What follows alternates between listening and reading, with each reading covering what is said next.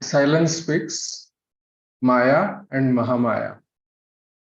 Comparing the spiritual state of an advanced man to an ocean, I might say that just as we find flakes of foam at the surface caused by the upsurging of waves, similarly, there are numerous such things in the form of thoughts and ideas floating over the surface level of the state prevailing in a certain region and which pass by, touching one swimming through it. They never attract his attention in the least. In the same way, when one is absorbed in the spiritual state in which he is swimming, it is not surprising to find his attention diverted away from those flakes of foam which are only momentary and which are formed and destroyed over and over again by the action of the waves. They do not, however, affect the purity and the smoothness of the sphere at all. Such is the state of the Brahmand Mandal or Virat. Occasional thoughts arising in the mind during the course are like flakes of foam created by the action and counteraction of the waves in the region, and they are only momentary and of no consequence at all. The reason why they are there at all is that from the very first day, we have continuously been making thought after thought, all of which are floating in the region and touching all those passing by. This is but natural, but the most unhappy phase comes in when one begins to treat them as his own. This is the greatest blunder on the part of the Abhyasi. In another way, it reflects directly upon the predominance in him of the feeling of mindness, which is so common among the professed Jnanis of today.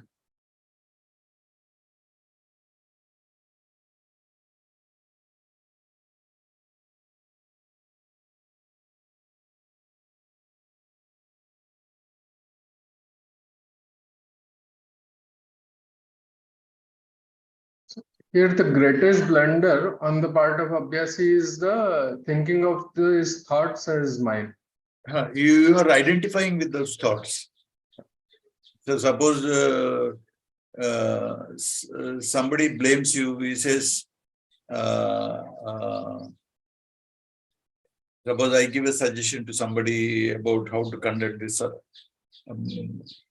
Babuji's birthday, some suggestion I give, somebody finds that suggestion is not a correct view. So that is just a thought. It is just a vibration in the mind. And my view or my thought is also a vibration in the mind. The response from the other person is also a vibration in his mind and in my mind also. So they're just like foam in the ocean. But suppose you identify with that my view and a criticism of my view, and then if I think those thoughts are mine, I'll get upset, and then I'll feel sad, and then that mood will color my further interaction in the world. My mood will get spoiled. I'll not be capable of enjoying the company of the divine because now I've identified myself with that thought. So the thoughts are just thoughts. They have no value in themselves. So you have to treat them like uninvited guests, just like a caravan. If the dogs bark, the caravan continues to go. I mean, you don't stop and then try to chase away the dogs. If you chase away, then that means you treat those thoughts as your personal thing. As if the soul inside you is creating those thoughts. Those thoughts are just the nature of the mind. They have no value in themselves at all. We give value to them and suffer unnecessarily. So he is writing a letter to the person who was advanced in Brahmanda consciousness. He feels it's a blunder for him. This letter was a reply to a person whom he has taken to the Brahmanda plane. That means universal consciousness. And he says, it is sad that you still consider thoughts which are arising in your mind as your own thoughts, which is what he's trying to say here. All of us have experienced when our devotion and then when our attraction to God is more, then thoughts become irrelevant or of no value at all. They're just thoughts. They come in the periphery and go away. In the peripheral awareness, they don't have the power to distract you from the job you're doing, distract you from your meditation also. But once you move away your attention from God, and then you identify with those thoughts. If you don't identify with those thoughts, even you're away from God, they'll not disturb you. But the moment you identify with those thoughts, the problems begin. So ego is that only. Ego means you feel that you are the creator of thoughts. Where all thoughts are due to some causes. There'll be a cause behind the production of any thought. And those causes are created by your own actions under the influence of ego. So if they are exhausted, there is no problem.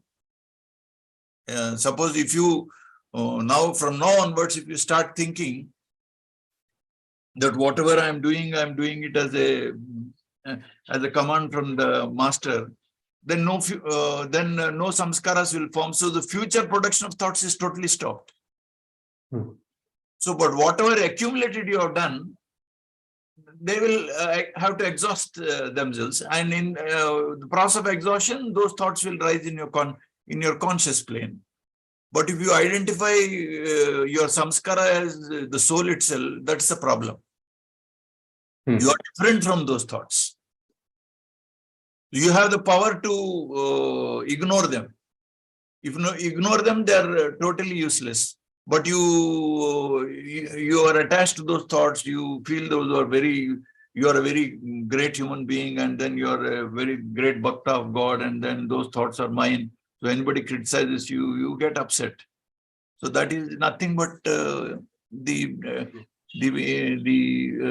ego is still powerfully present.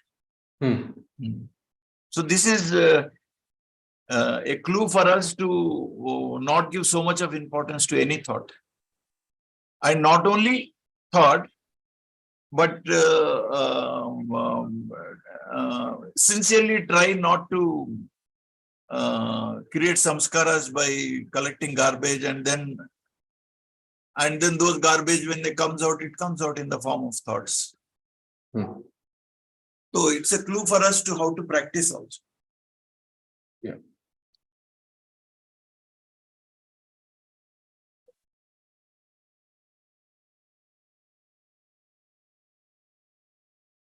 We'll go ahead. The prefix maha before a word denotes a condition which is higher than that implied in the word.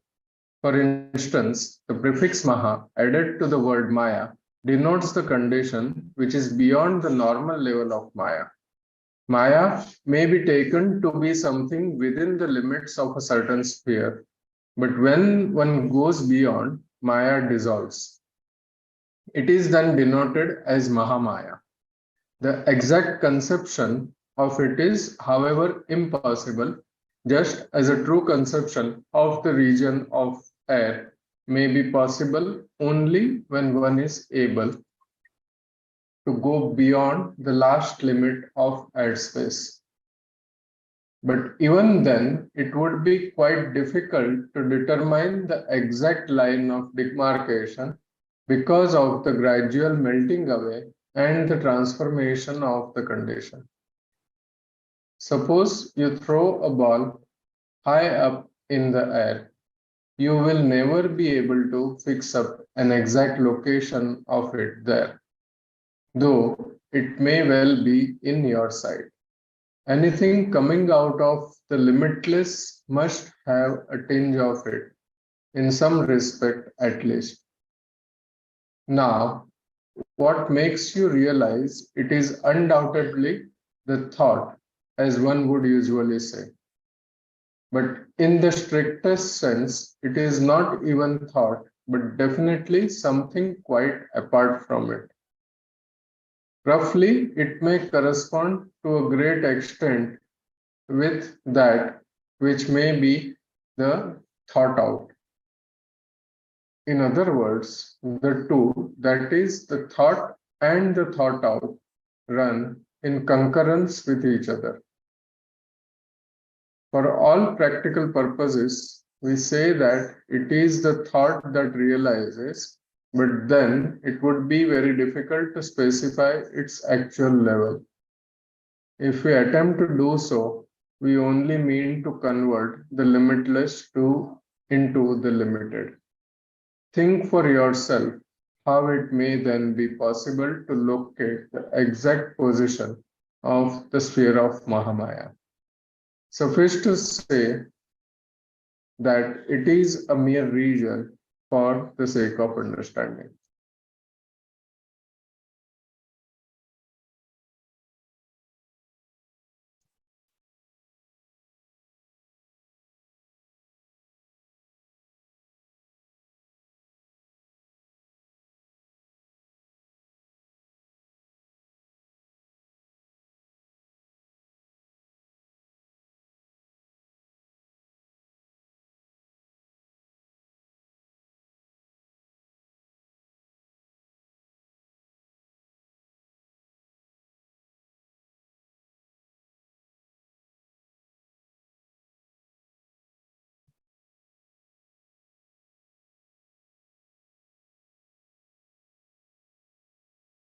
He is trying to say, like Maya, we all know is the delusion that the duality which we see, the multiplicity.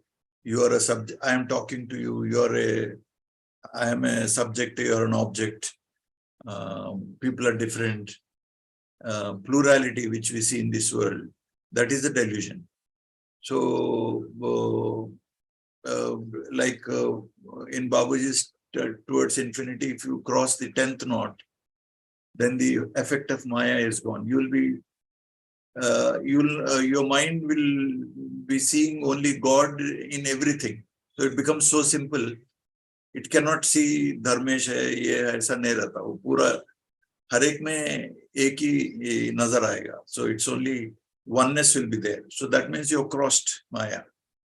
But then that person is asked what beyond that condition in Maya. Well, that is trying to describe it, just like he's trying to say there's a sphere for your understanding. So unless you're there, it will be very difficult to conceive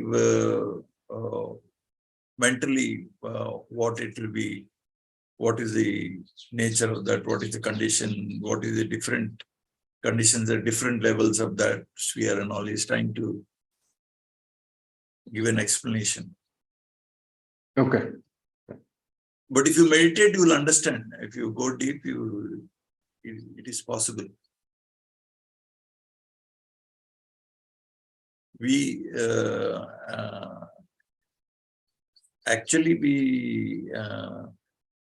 it is a very subtle and a very subtle way we are fooled by our own mind actually. But if you surrender to God and then be naked in front of Him and then you surrender totally, you can at least in that prayerful mode, you can move into that space and then understand what it means.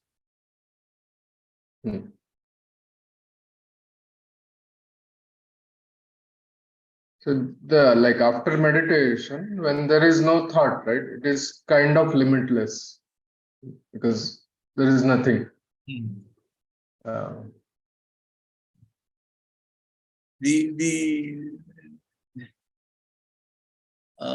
Yeah, but the mind will be still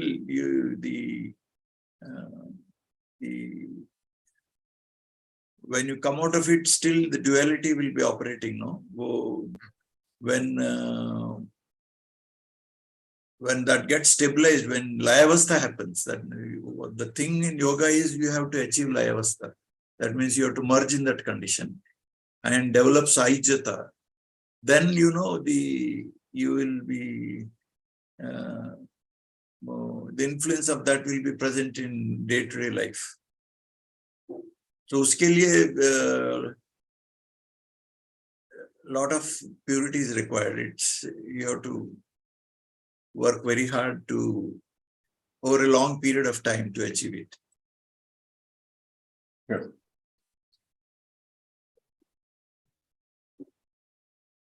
We'll go ahead. 6 Darsanas. Apparently, there seem to be contradictions in the Vedas, and the 6 schools of philosophy are the result. In this way, each has built up its own theories on the basis of one's knowledge and understanding, and the approach in that direction. But the sage Manu is quite justified when he says that only that part of the Vedas which agrees with reason in the Veda in the real sense land this in no doubt very creditable of him. Quite justified when he says that only that part of the Vedas which agrees with reason in the Veda in the real sense land this Is the Veda in the real sense? Is the Veda in the real sense? Is the Veda in the okay? Is the Veda in the real? There has to be comma. There is a printing mistake here. This is no doubt very credible. This word land, I you have to remove. And this is no doubt credible of it. And this is no doubt very creditable of all the scriptures of the world. It is only the Vedas that speak like that in plain terms. But in respect of the actual realization, the study of the Vedas is but secondary. The word study implies a sense of practical realization of the reality at the bottom, and that can be acquired neither by reading and believing nor by reasoning and discussing, but only by superconscious perception. We go on and on through different conditions, casting off our assumed coloring, till finally we become quite colorless. Pains and pleasures of which we have ever been taking impressions are but the diversely colored shades of our thoughts. They are not different from each other, but only colored as they are by the action of the imaginative faculties. For example, the theory of ghosts, real or imaginary, is there to frighten one, but not another. Those who are in fear of ghosts are often found to be harmed by them.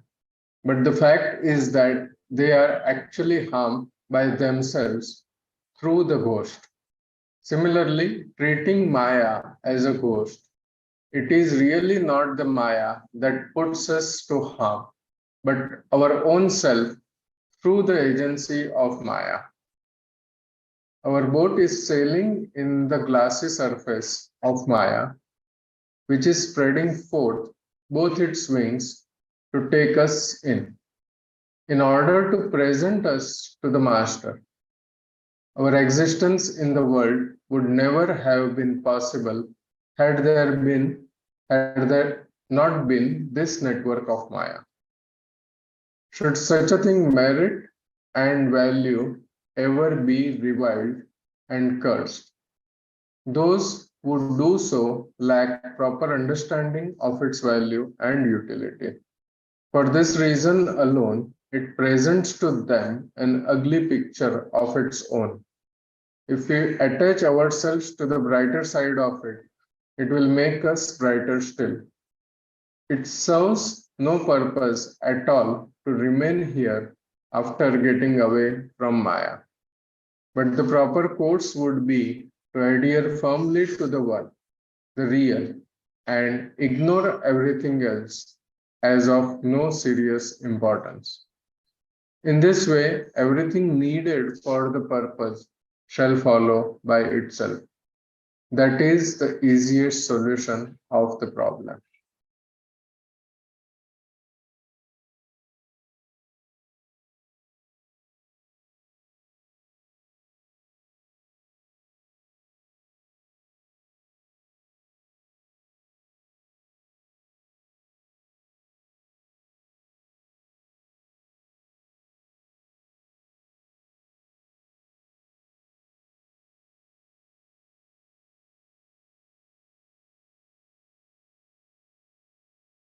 So here when he says if we attach ourselves to the brighter side of it means attaching to the master, right?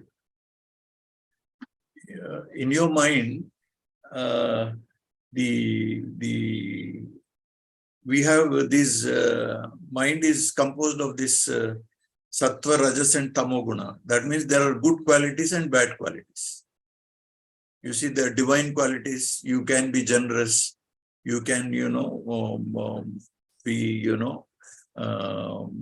compassionate. But you can also be lustful, having a lot of desires, or you also have anger or ill will to others. So all these qualities are present in every side. The brighter side is if you cultivate qualities like generosity, cultivate qualities like virtue.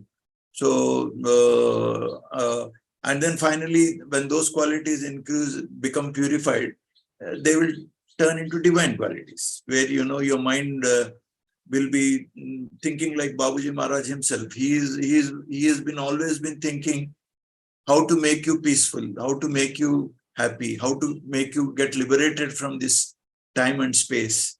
So how to see that you move into a state of mind where you are always happy. You regain your infinite nature. You are no more restricted to this name and form. So he has always been devising ways and means to liberate you from this prison or from this suffering, actually. So that quality is also present in you. So, and that is the real thing, whereas all these are imaginary created things. So they have no reality status. Our bad qualities, they are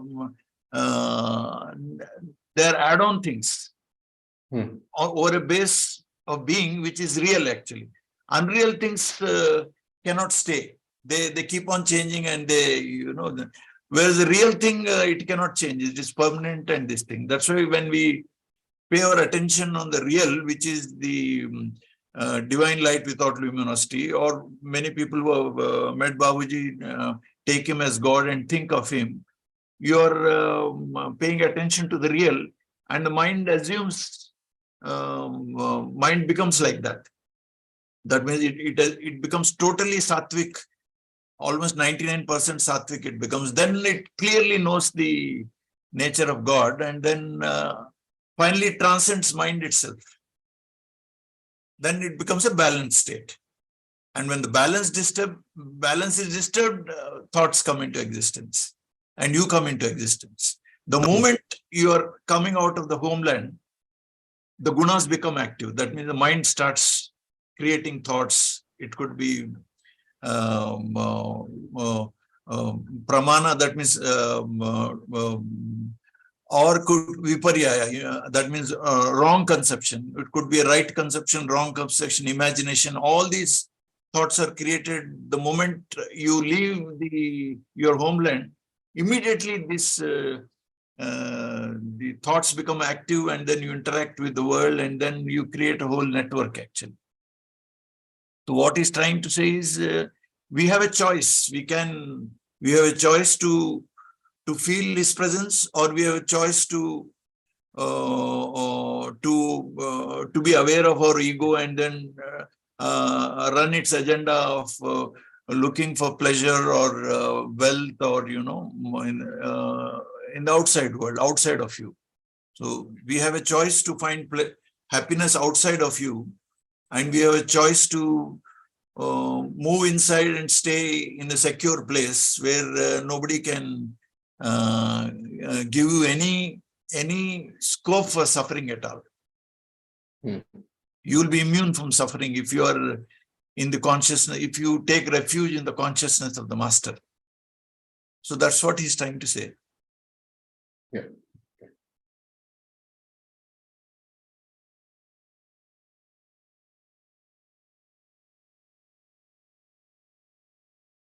We'll go ahead. Yeah. Maya. The world is said to be unreal, like a dream, and the learned teachers induce people to think like that.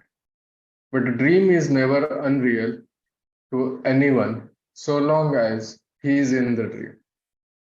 In the same way, so long as we are in this dreamland of the world, it can never appear unreal to us. A dream appears unreal to us only when we are awake, or in other words, we are off from it. Similarly, the world can appear unreal to us only when we have gone beyond the sphere of physical consciousness. But this can never be attained by mere thinking, imagining, or by continuous repetition of the words like the world is unreal, everything is Maya or illusion. Proper means are required for developing that condition. So this is a very important yardstick to know your own progress. Like suppose whatever we believe as real, we get attached to it. Suppose, for example, I can talk freely about you because suppose you say that your Credit Suisse is going bust, so I will get, I lose my job. And if you're feeling, if you believe that having money, having security will give me happiness, that means you believe this world is real. And to that extent, there is a deficiency in faith that God is real. So when you meditate and you get more and more, dive deeper and go more and more towards God, that becomes more and more real. And this becomes like a dream, actually. So this will lose its power to give you suffering. It doesn't mean that you develop a negative feeling towards the world. It loses its power to, you become dispassionate towards it. And you find an alternate job automatically, because based on your past karmas, your physical circumstances, your experiences in this world, whether of success or failure, is depending upon your past karmas. So based on that, things will follow, and you accept everything as the will of God. And not only that, because of your training in mind, your mind is so steady, you reach a state called titiksha, where what would cause severe suffering to ordinary people who believe this world as real will call a minor irritation to you. That's all. So the more you meditate, the more you become intimate with the master's consciousness, the more that appears more and more real, and the world will appear like a dream, actually. So actually, that is a reality. This world is actually a reflection of God. It is God only, but not the reflected form of God. So, like suppose you look into the mirror, the image which is reflected in the mirror is not real. That is a reflection of my subjective presence in front of the mirror. So God is one, is reflection. Reflection, you try to catch my image in the mirror, you will feel frustrated because you cannot catch it, because there is no existence there. Real existence is God, whereas this world is a reflection of God. That's why if you feel that you will get happiness by interacting with the reflection of God, you are always disappointed, because that's always changing, because that's always in a flux. So a changing thing, how can it give you happiness? The condition changes, immediately happiness disappears. It's a very unstable thing, actually. You believe that you go on a holiday, you'll be very, very happy, or you believe that you go to America, you'll have a lot of prosperity. There's a lot of wealth there. With less amount of work, I can earn more money. I'll be very happy there. So that's an imagination. But once you go there, that disappears. You feel that even though your desire is fulfilled, you feel empty again. You start, your goal post shifts now again. And then because if that is real, whatever desire is there, if that desire is fulfilled, you should feel contented. But that contentment is not coming because you feel that fulfillment of desire is fake and false. When that actual experience, you feel that it's fake. It's just like in Hindi, we say it's a kota sikka. That means it's a fake note or a fake coin. It doesn't work. That experience is fake actually. That's why you search for a real experience. You feel that if you get more power or you become a CEO of a company, then I'll be happy. But even if you desire that, then that's again, you realize it has not given you happiness. It's again a fake this thing. So keep on trying different experiences. But in the bargain, there will be so much of frustration. And again, those Adi Daivika, Adi Bhautika, Adhyatmika forces will never allow you real peace. So, whereas God is the true reality where, it's a real thing. It's no more fake there. So once you reach there, you feel contented and you feel truly happy. So that's the idea. You can, using this yardstick, you can realize how much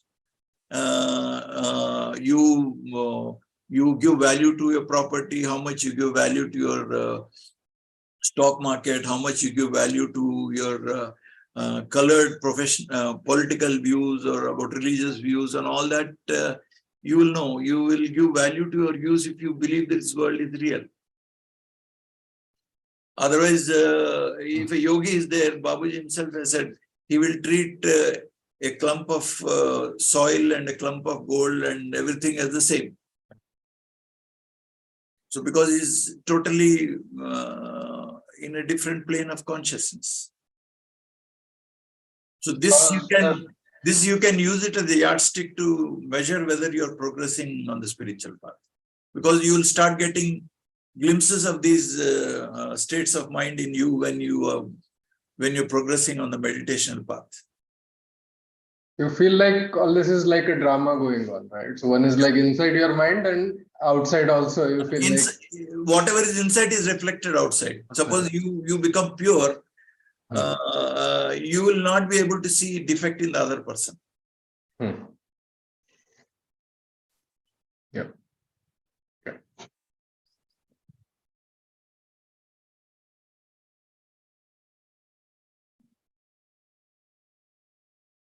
We'll go ahead. Yeah, we'll go ahead. Yes. Essence of nature. Simplicity is the very essence of nature.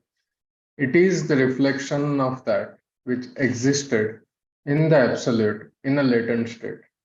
It promotes growth. It can aptly be described as quintessence of the ultimate.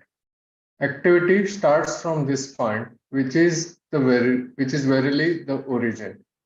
All that falls within the sphere of Maya, where the people mostly abide in and pursue their activities accordingly. In fact, it is this one that led to the composition of forms. This continued to develop in man too, and finally led to the formation of strong knots, which are now even difficult to undo except by the special power of will. Now you see the point here to note is people are under generally people are under an idea that they have inherent power in themselves to get out of the sphere of Maya, which Lord Krishna in Bhagavad Gita clearly mentions that there's a famous shloka is that Mama Maya Duratyaya. That means it's very difficult for you to get out of the influence of these three gunas, that is constantly changing gunas. Only if you surrender to me, then only it is possible to come out. Hmm. So the whole aim of meditation is gradually you should become totally dependent on him. And that one of the characteristics of a trainer also should be the one non-negotiable quality which you should have is he should be free from desires. Hmm. If he has desires, any desire, I mean, a desire could, you will know what desire, I mean, which you think is trivial is not trivial. Everything becomes a desire. Every thought, opinion, you want this political party to win or this thing, this weather should improve. All those things become desire. So you should have a very clear idea what is the meaning of every thought can be taken as a kind of a desire, unless you know you're moved into a plane where you are in harmony with his consciousness. Then there'll be very few thoughts, and then you will be just working to express his glory. That's all. Hmm. So only pranahuti can actually help a person out of it, and then only grace of God only helps you to uncover that spiritual faculties in you, then that intuitive insight happens because of grace of God. All our effort is to attract his gaze towards us. Hmm. Like we read, we run courses, and then we try to tell people that God is the real goal of human life. You should think about him. You are basically, you're all divine by nature. By mistake, due to ignorance of the presence of God, you're all creating complexities for yourself and consequently suffering. So if you do meditation, you will, that will pave a path which will, if you tree down that path, it will lead to liberation. If you keep on telling, then the God will say, oh, this fellow is trying to participate in my mission. Then the grace will come. Then you will be pulled out of that mire called ego, whatever network. You will be out of it. So the more you work for him, more you can become a cynosure of his eyes, and then which leads to surrender actually. Okay. So we'll stop here. This is a very important. This requires meditation. For all these points are very important. We can give ourselves time to meditate. Yeah. Actually, every paragraph or sentence of his can be contemplated, and we can benefit immensely from every sentence of his. And every sentence can become a topic for a seminar actually. Seminar. Hmm. Any questions anyone wants to add, ask?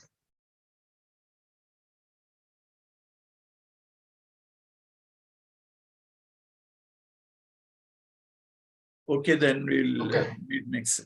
Yeah.